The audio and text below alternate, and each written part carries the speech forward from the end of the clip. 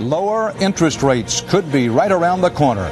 This man's about to make the call. A report from Ray Brady. In Los Angeles, can prosecutors use tiny threads to tie O.J. Simpson to the murders? And tonight, Eye on America. David Martin on the mushrooming budget for nuclear weapons the U.S. doesn't even build anymore.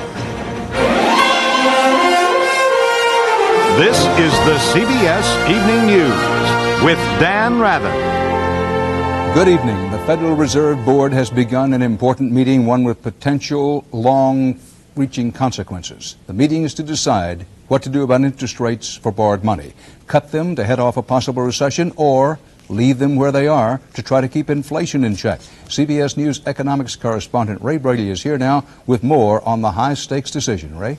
Dan, for weeks, everybody from big Wall Street operators to your local bankers has been hanging on every word from Fed Chairman Alan Greenspan, trying to figure out what he'll do on interest rates. You figure out what he's saying.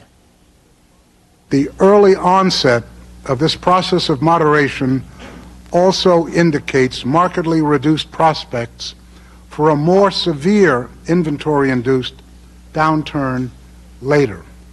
What's that mean? He himself's trying to decide whether the economy's heading into a recession. If it is, he needs to get Americans spending again by cutting interest rates. But the economy's been sending off mixed signals. Manufacturing's down. That means cut the rates. But home sales jumped nearly 20%. That means leave rates alone. So what will Alan Greenspan do? Here's what happens when you ask him. Will you or won't you? And if not, why not? And if so, why?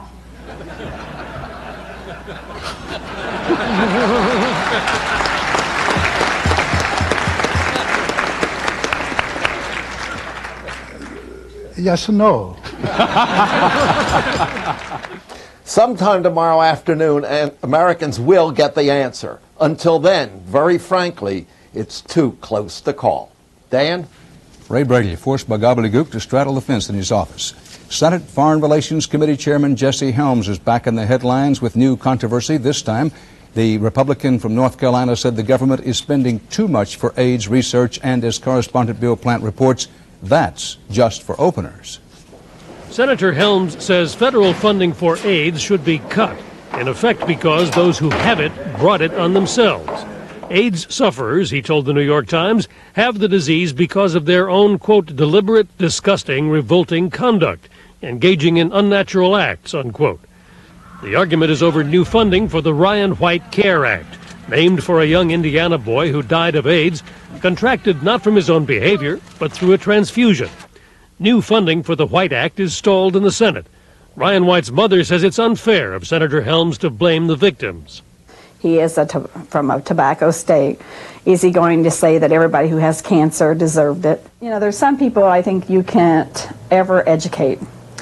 He is so homophobic. Helms also maintains that though AIDS is only the 9th leading cause of death, it receives greater funding than diseases which kill many more people. That's not true, says the administration's director of AIDS policy. For heart disease, we spend 6 times as much as we do on AIDS. For cancer, which is another big killer, we spend almost 3 times as much as we do on AIDS. The White House had nothing to say to Senator Helms, but the president, in a letter to Majority Leader Dole and Speaker Gingrich, urged Congress to pass funding for the Ryan White Act, arguing it'll actually save money because it provides for home care over hospitalization. Officials here believe that if they can just get the bill to the Senate floor, it will pass. Bill Plant, CBS News, the White House. Florida Governor Lawton Childs is in a Tallahassee hospital for tests and observation. The 65-year-old Democrat complained of temporary stroke-like symptoms, including slurred speech and weakness. Pauline Gore, the vice president's 82-year-old mother, suffered a stroke today, less than 24 hours after a heart attack. Pauline Gore had surgery this afternoon at a hospital in Nashville. The focus was on tiny fibers at the O.J. Simpson trial today. That story is next. Also tonight, sizing up the case against Simpson as the state prepares to rest on what it calls a mountain of evidence.